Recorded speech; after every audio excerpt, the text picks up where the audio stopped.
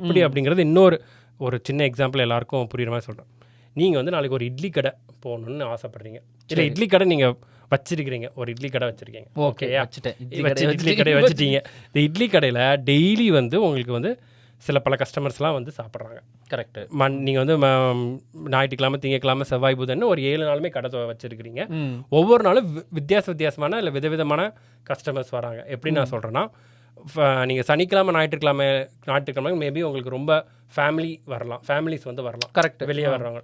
So ஒரு திங்கக்கிழமையிலேருந்து வெள்ளிக்கிழமை வரை ஒரு ஆஃபீஸில் வேலை பார்க்குறவங்க வரலாம். புரிஞ்சுச்சு. நீங்கள் சொல்கிற மாதிரி நிறைய வெவ்வேறு குரூப், வெவ்வேறு எல்லாமே வரும். இப்போ என்ன பண்ணுறீங்க, இந்த எல்லா டேட்டாவையும் யாரெல்லாம் கஸ்டமர்ஸ் எவ்வளோ பேர் வராங்க, அன்னைக்கு உங்களுக்கு எவ்வளோ இட்லி போனி ஆகுது அப்படிங்கிறது நீங்கள் வந்து நம்ம போடுறோம், ஸ்டோர் பண்ணி வச்சுக்கிறீங்க.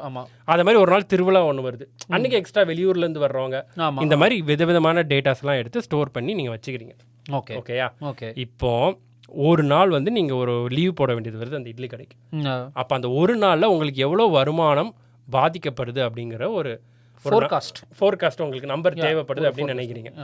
இப்போ இந்த இடத்துல தான் இப்போ நம்ம இந்த மாடல் யூஸ் பண்ணலான்னு வைங்க. இப்போ இந்த மாடல் எப்படி ஒர்க் ஆகுதுன்னா, நான் சொன்ன மாதிரி இந்த சிம்பிள் இன்புட் அவுட்புட் தான்.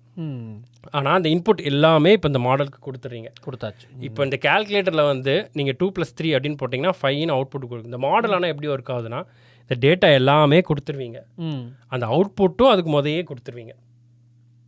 அந்த அவுட்புட் பேர் தான் லேபிள் அப்படின்னு சொல்லுவாங்க.